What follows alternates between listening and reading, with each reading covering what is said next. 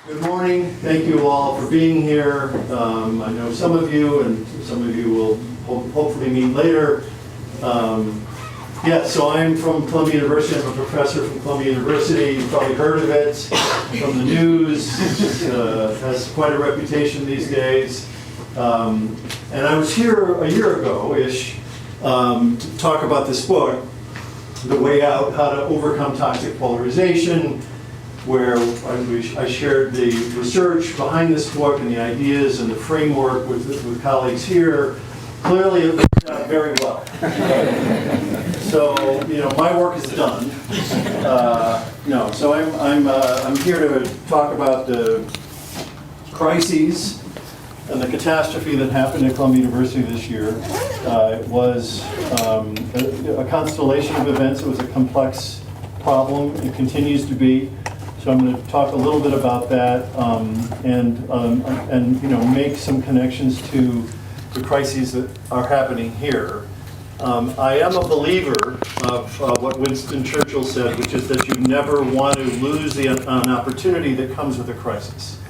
I do believe in my heart, and from the research I've done and the data I've seen, that significant change can come out of these times, as horrible as they are.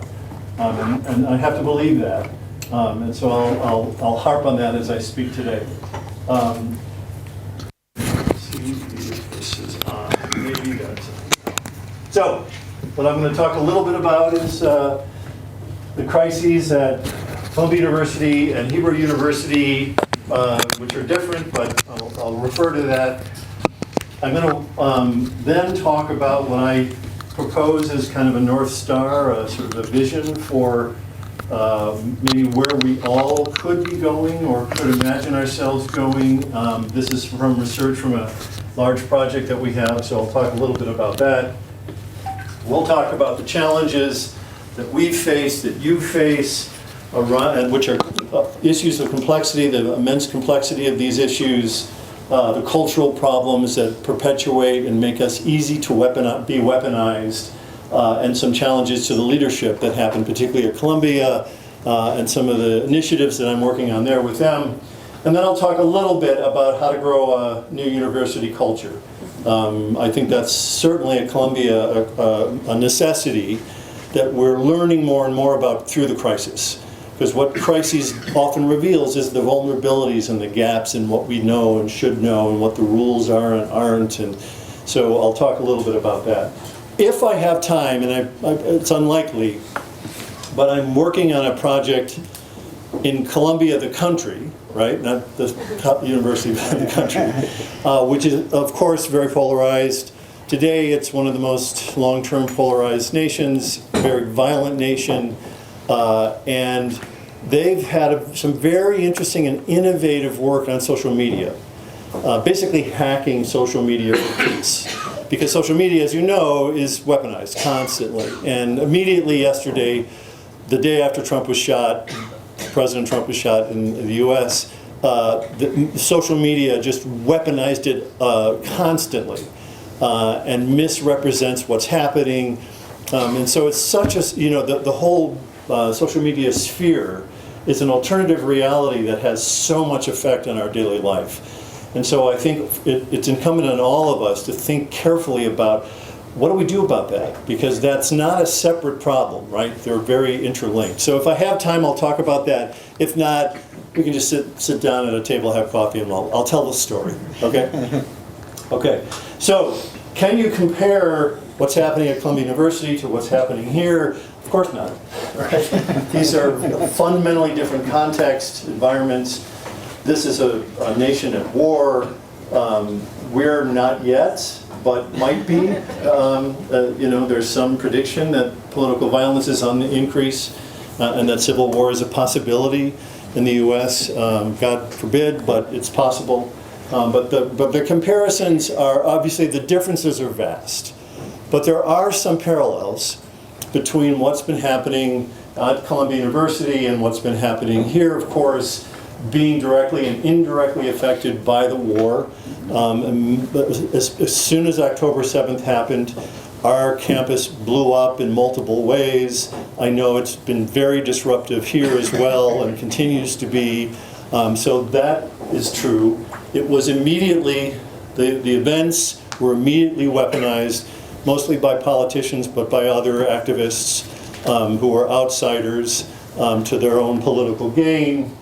Social media is a central battleground for our understanding of what's happening here and there, and our misunderstandings of those things. This is in the context of a decline of democracies across the world. Most of the most perniciously polarized societies today are democracies, right? The Edelman does a report on this, and they've just come out with a report. And all of the worst case scenarios, Colombia, Argentina, the US, are democracies. And so democracies are places that are susceptible to weaponization and polarization, right? And so we have to sort of understand that as the context. In the US, increasing trends around anti-Semitism and Islamophobia have been happening. This is before October 7th, and then we're fueled by that. We have a fractured, highly dysfunctional government in a time when elections are coming on. So that's happening. There have been hostile protests, as you probably have read about, on our campus, around our campus, and across campuses here and in Europe. And then significant challenges at the university itself. Profound leadership challenges, I'll talk a little bit about that. And then a student population who are weary, isolated, lonely, anxious. A lot of them, a lot of the undergraduates were the COVID generation that didn't get to graduate and go to school for a couple of years, and now are on campus, and also were denied a graduation this year. And many traumatized, right? We had many Israeli students and Arabic students and with personal connections here. So this is all the constellation of what's happening at Columbia and, of course, to some degree here. So there are some parallels in our situations. Here, you know, all of these nations, both of these nations are rife with polarization. Here are the protests on the streets, which I've participated in and enjoyed, but also on your campuses. I know that there have been protests here. And at Columbia, of course, there have been these well-publicized takeovers of halls and arrests. So it's been an extraordinary year. And these are what we call cloud crises. Karl Popper, who was a philosopher of science, said there are kind of two types of problems in the world. Clock problems, which are fixable, right? Kind of break it apart, find the thing and fix it. And then cloud problems, which are constellations of issues that are fueling each other in ways that we don't really understand. And these situations that we're in are cloud problems. And that is why I wrote The Way Out, is because I was viewing political polarization in the US, which is now on a 60-year trajectory of increasing enmity and hate for the other party, as a cloud problem, because it's a very complex set of issues that are fueling it. Same here. And one of the basic premises of this book and of the research is that these times do provide us with a unique set of opportunities. And this comes from, again, good research in international affairs, also even from biology. And it shows that when there are crises, there are sort of three conditions that can lead to change. So one of the things I've studied for decades are societies that had a civil war or were at war with another country and were very destabilized and then came out of it. And the conditions under which they actually come out of that, I think, are important to hold on to. One is that you have to have enough of the population who are fed up, exhausted, tired of the status quo, the hate, the politics, the noise, the dysfunction. So I want to see a hand here of how many feel that way today? How many feel fed up? So that's good news, right? It's good we're fed up, right? That is a motive, right? A principal motive of when societies are motivated enough to change course.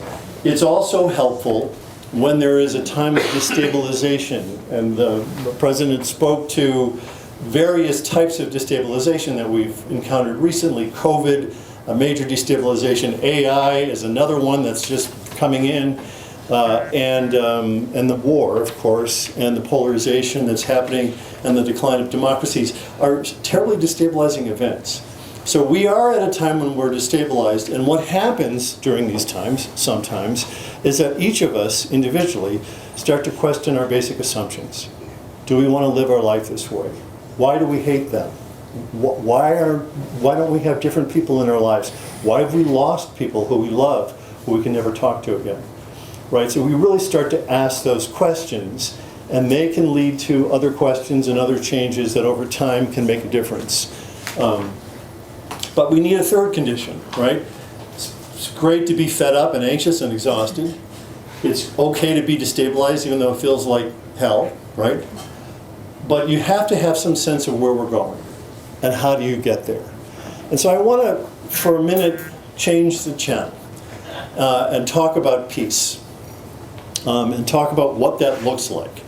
One of the projects that I've been doing now for about 15 years is the study of sustainably peaceful societies, right? We don't know much about these societies because they're not studied, right? And when we study peace, we study in the context of violence and war. And so our sense of peace and peacemaking and peace building and peacekeeping is basically what we know. We don't really know about societies that are somehow able to sustain peace. So we've been trying to take them seriously for the past 15 years. It's a multidisciplinary team I work with. And you may wonder to yourself, really, there are societies that are peaceful? Because, you know, how many can name one, right? Okay, so there are a couple can. The US, by the way, isn't, just so you know, right? But these are peaceful. This is a map. So we have this website and this Sustaining Peace Project, and on it is this map. And it's an interactive map, and these are all societies around the world that have historically and or currently been peaceful for 50, 100, 200, 500 years, right? And some of them are internally peaceful in purple, which means that the norms and taboos of the communities are such that they reject violence as problem solving, right? Some of them are non-warring societies. They just choose not to use violence to solve their problems in their international or intercommunal affairs. And then some of them, importantly, are what we call peace systems. And this is what I want to stress. There are these peace systems. Some of them are ancient. This is the Iroquois peace system. There's one in Canada. This is the EU, the Scandinavian countries. But there are peace systems in Australia, and these are communities of societies that agree to live in peace, right? And it's an important idea that I think we want to think about in terms of our own North Star moving forward, because I'm proposing that this is a ripe time to start to think about a peace system here, right? As one possibility. So we've done research on this for several years. A lot of this has been based on Doug Fry's research. So Doug Fry is an anthropologist who for 40 years has studied peaceful societies. And he has this fantastic wall in his office that is filled with case studies and ethnographies and accounts of peaceful societies that choose to live in peace and how they do that. So we did a study that was published in Nature a couple of years ago where we compared systematically 15 peace systems, right? These are clusters of societies that live in peace, with 30 non-peace systems, right? That don't. And we looked at what's the difference? Like, what are the primary drivers? And there are several, but I want to draw your attention to two. By far, the most important aspect of sustainably peaceful societies, societies that decide and are able to sustain peaceful intergroup relations for sometimes centuries. They've internalized non-warring norms, rituals, and values, right? Culture. They've grown a culture where the taboos and norms and expectations of citizens are such where violence is not an option, right? They also have leadership, peace leadership, that oftentimes is critical and necessary to get them there. And so that's what I want to sort of emphasize in our need today is how do we do that? Let me tell you one story of one nation that happened to do this in 1948, okay? So Costa Rica, some of you may be familiar, have been there. Costa Rica in 1948 came out of a bloody civil war. Thousands of people had died, and once they came out and the violence stopped, the president, who had been a rebel leader, about 18 months into his position, said, enough, we will never do this again. And really sort of committed and had the political will of the people, who were also exhausted and fed up, to pivot and change course. And some of it was dramatic. They basically deconstructed their military and reinvested that money into education and the economy, like ecotourism, things like that. Very importantly for us, oh, there it goes. That's how important it is. Very importantly for us, they mandated, I think I can get this back functioning, but I'll let you know. Can you hear me? Oh, that's gone. Thank you. The other piece. Oh, sorry, yeah. Yeah, sure. Well, I'm going to keep going, if I can. So, There you go. the government, thank you. Now I need to figure out how to do this. Oh, it's on there. Snaps into Okay. there, and then this goes back in your belt. Good, thank you very much. Sorry, I get worked up when I think of peace. So, the government that chose peace, again, had to really look at the incentive structures and the funding and what their priorities were and change those. But a key thing that they did is they mandated in every school in Costa Rica peace education, tolerance training as a basic core set of competencies for their children. They really believed that it was necessary to require that in order to grow a peaceful society. And I want to point out that Costa Rica is in a tough neighborhood, right? It's not in, the loveliest of neighborhoods. It's in the alley of drug cartels that go between the U.S. oftentimes and Colombia and elsewhere, where there's a history of a lot of violence. But it was able in '48 to make this choice to pivot, and continues today to be seen as one of the highest, most peaceful nations in the world because of this intentional choice that came out of a catastrophe, right? And that's just what I want to emphasize. They chose a different road and they've stayed with it. Then in 1987, the president was awarded the Nobel Peace Prize because he started to build a peace system, right? They had an agreement of 5 countries in Central America that agreed to follow the position of Costa Rica in maintaining and sustaining peace. Do you want to sit over there? Thank you. Yeah. So that's just an example of one of these societies that started as a peaceful society, built a peace system that exists today. And this, I think, I would propose this as our North Star. Of course, ultimately as a nation, but also as universities. Because the power of working with young students to create leaders of leaders. My mentor was a man named Morton Deutsch, who was an eminent theorist, and his whole change theory was to have leaders of leaders.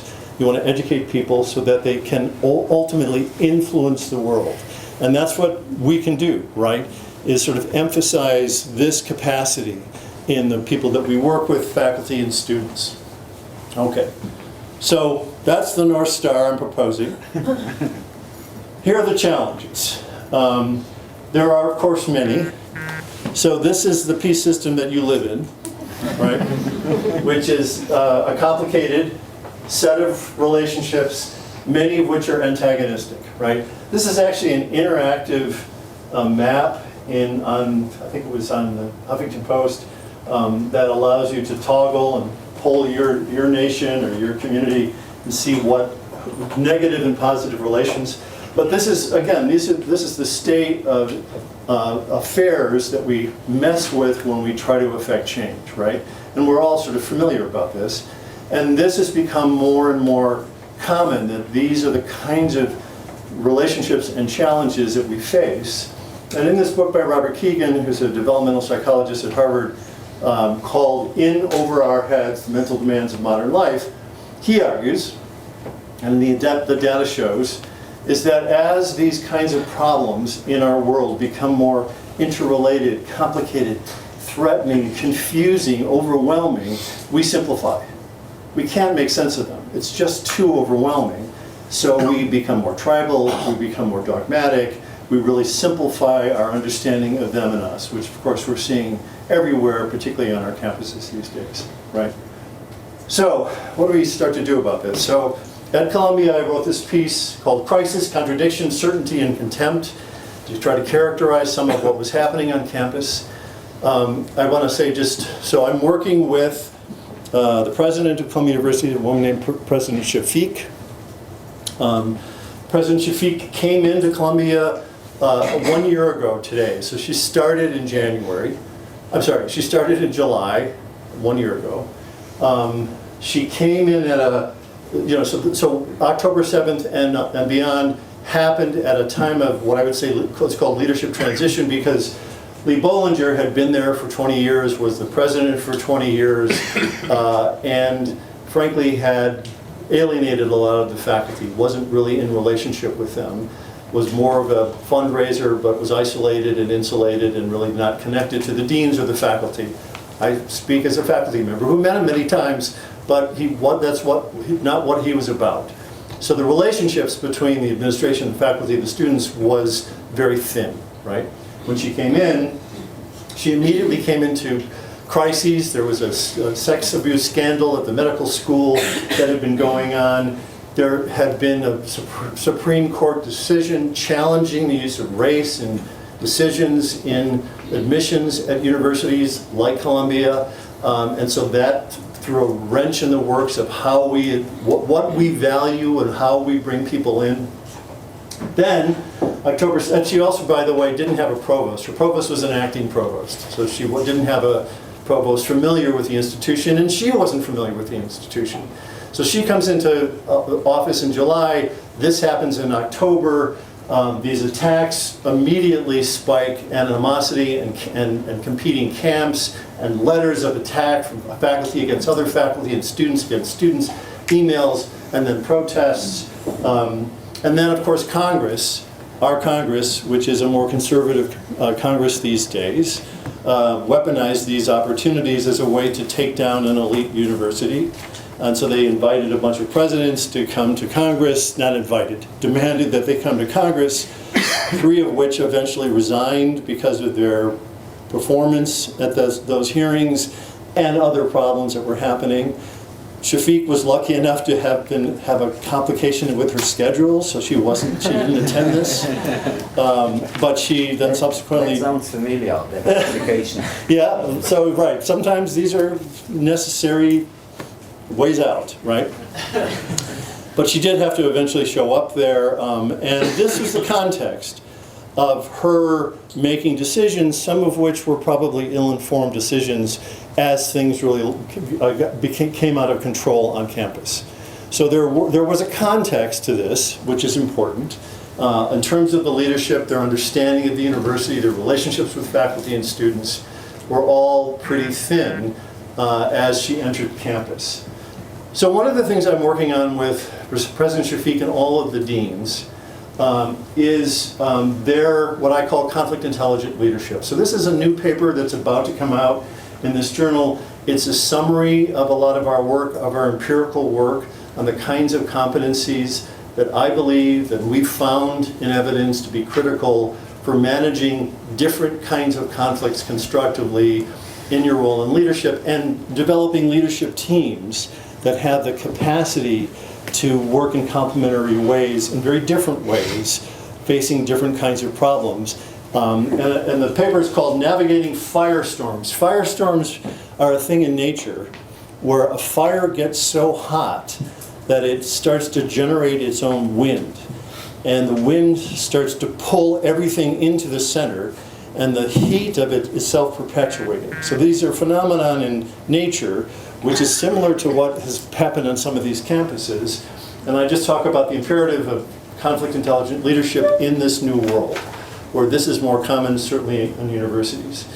Conflict intelligence is simply the capacity to use different tactics and strategies in different situations or as situations dramatically change, and understanding how to do that. And that's happening more and more, again, when you're in leadership roles, let alone in our families.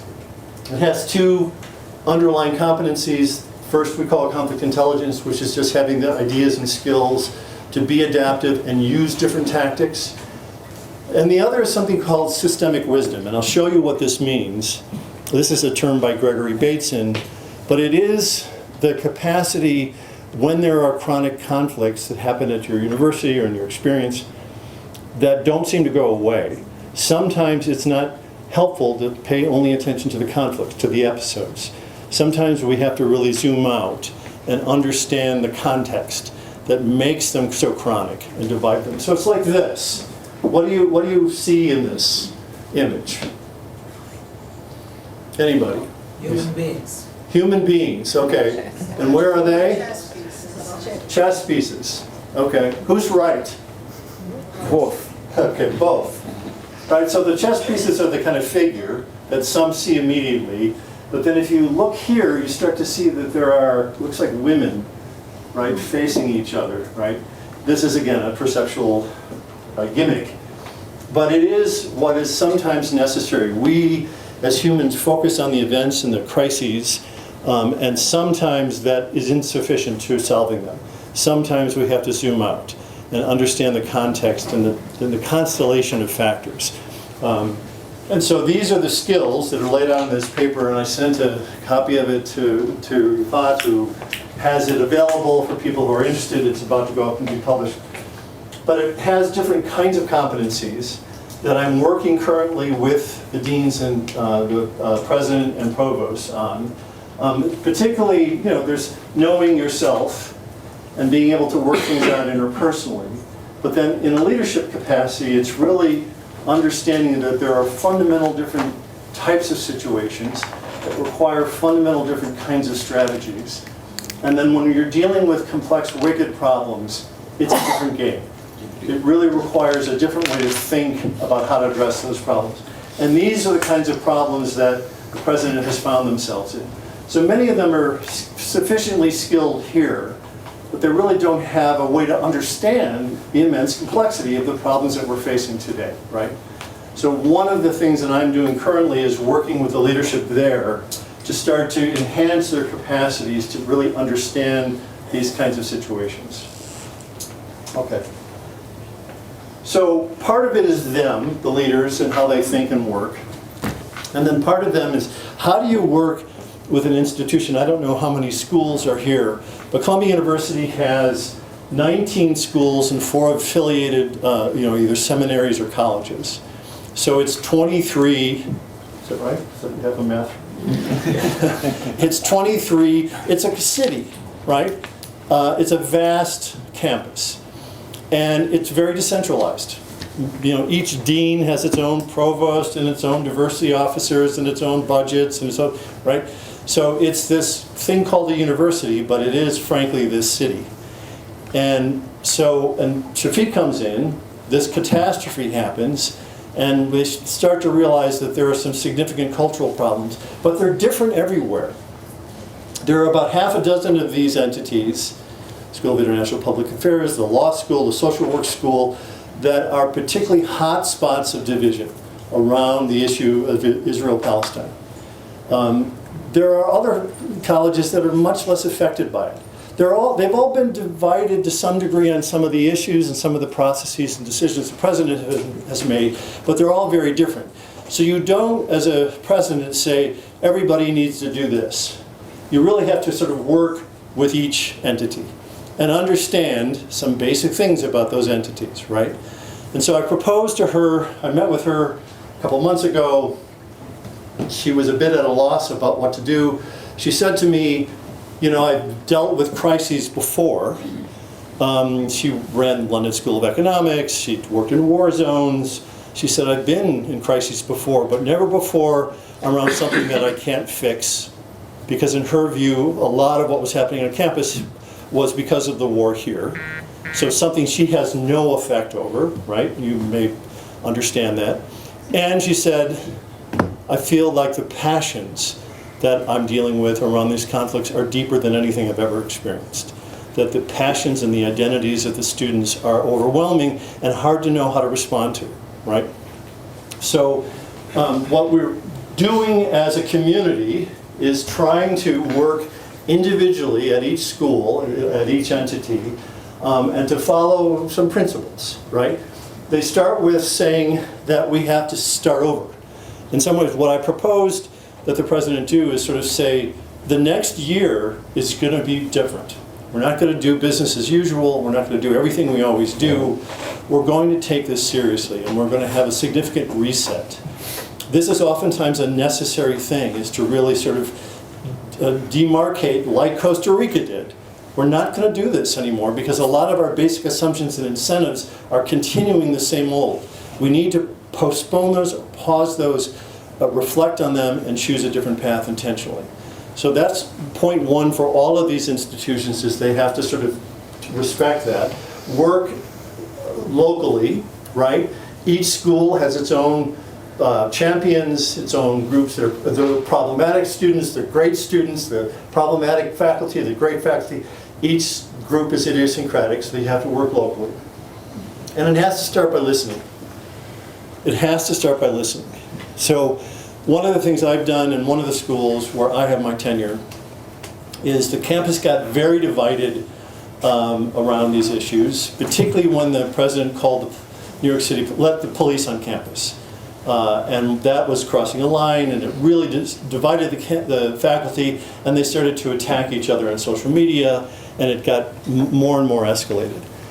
So the president and the provost of that group, this teachers' college, said to me, okay, we need to have a session, and what we're going to do is stand up in front of them and say, okay, here are the rules. This is what we're going to do, and this is how we're going to do it, and we need to, And I said, I don't think you should do that, because you're making you the problem, right? You're suddenly going to be the problem, and you don't want to be the problem. It's the divisions within the faculty community that is the problem, and suddenly you're putting your head in the block. Why would you do that? I said you should come to a meeting, and you should sit quietly and listen to the faculty. And so we facilitated a session that was a couple of hours and change long with all of the faculty, 150 or so faculty, where we had guidelines that I enforced. And the guidelines said, look, we're going to each speak personally from our own experience. We're going to respect our time and not, capitalize. We're not going to attack other people in the room. We're not going to interrogate other people. I just want to hear from you, and I want to hear from you, and I want to hear from you about your experience of what's happening. And so that's what we did. And this is the first time that many of those faculty had sat in a room and heard the stories that people have about people that they lost here, or their grandchildren, or their grandparents, right? And what's been happening to them from different perspectives. It was a hard 2 hours, but if you start with the premise that everybody here has a powerful story, and the other people need to hear those stories, right? They need to be shared and they need to be heard. And I want to say something important. There's research on this, which is called dialogue, right? Where people share their stories. That tells us that people, when you're in high power, it's very important that you hear stories of people that are marginalized. When you're in low power, it's very important that you're able to tell your stories, right? So there are benefits to telling your story and being heard. And it was very powerful, and we learned a ton. And one of the things I haven't mentioned is that I'm on a task force for anti-Semitism that the president established in December. And we've been holding these sessions, these listening sessions, across all of the schools. We're about to release a report on this. Very heartfelt, difficult sessions, critical, right? That people feel heard and responded to, not just heard. So what we did at teachers' colleges, after listening to and having the president and the provost in the room listening to the concerns of people, a week later we had a meeting where they said, this is what we heard, and this is what we'll do moving forward. Or at least these are the proposals that we want to put forth. So it wasn't just hearing, which is great and critical, but it had to move into action and some kind of response from leadership. And that's an important component, I think, of all of these institutions, that they allow for that to happen as much as possible. Articulating some sense for each school of what is their objective, what are they trying to do, where are they trying to go, like I just suggested. This is very important. This is a premise from my book, The Way Out. Oftentimes when crises like this happen, we try to create new programs, or we try to bring in new people, outside consultants, right, or something to fix this problem. What we tend not to do is say, is there anybody here that's actually already doing really great things to help, right? So when the crisis happened at Columbia, the Office of Student Life called me because of my center, the Morton Deutsch Center of Conflict Resolution, and said, okay, they said, we want to have a dialogue training for all the students. The president's going to announce it tomorrow. We want you to do it. We want you to bring all the students at Columbia together and have dialogue training. And I said, that's a terrible idea. Because first of all, you don't bring these students together right now, A. B, you have to have some time. And B, we don't have the infrastructure to really do this effectively and safely, right? So that's a bad idea. What I said is, where are the chaplaincies? Where are the ombuds people? Where's the mediators at the mediation clinic of the law school? Where are the peace builders that exist on campus that are already doing this, that you could support and encourage and scale up to do this? Where's the architecture of peace building on campus? And they said, no, the ombuds doesn't do that, and no, the chaplains, they're busy on other things. I said, they're what you have. That's where you have to start. And I really want to emphasize that because, again, as problem solvers, particularly if you're in office of leadership for a short period of time, you think about, let's bring in Boston Consulting and have them fix this, right? And oftentimes that has no effect. But if you look around about who's already doing effective things, like the Truman Center, and turn to them and say, can you help us with what you know, and grow and scale your impact, that's a critical way to move forward in these types of situations, particularly around what we call socialization. I have a colleague who's a congressperson named Derek Kilmer. He spent the last 3 years trying to repair Congress. He was given the task by Nancy Pelosi to actually reform Congress and try to mitigate the hate that's happening there. And one of the things he did is interview a bunch of people. And he interviewed a football coach and said to the football coach, we want to change the culture of Congress. How do you do that? And the football coach said, well, you don't start with the seniors because they are the culture. You start with the incoming freshmen and you change how you socialize them. And over time, they become the new culture, right? This is what Costa Rica knew. You grow it from younger people through socialization. So in universities, that means new faculty, new student orientations, those fundamental trainings that are about onboarding, right? Okay, a couple more. Modeling. So this is also very important when you have leadership at a university, that they walk their talk, right?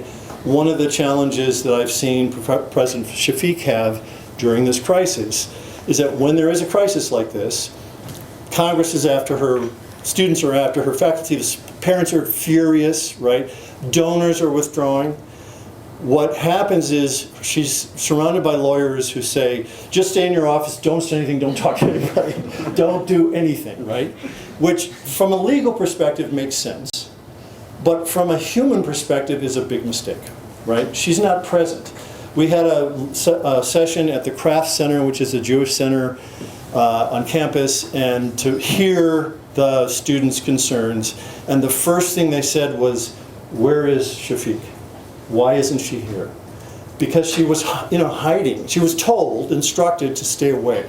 And again, you get it if you're a lawyer, but if you're trying to communicate with people who are traumatized and afraid, you have to sort of show up. So that kind of modeling is so critical, and again, not oftentimes well understood.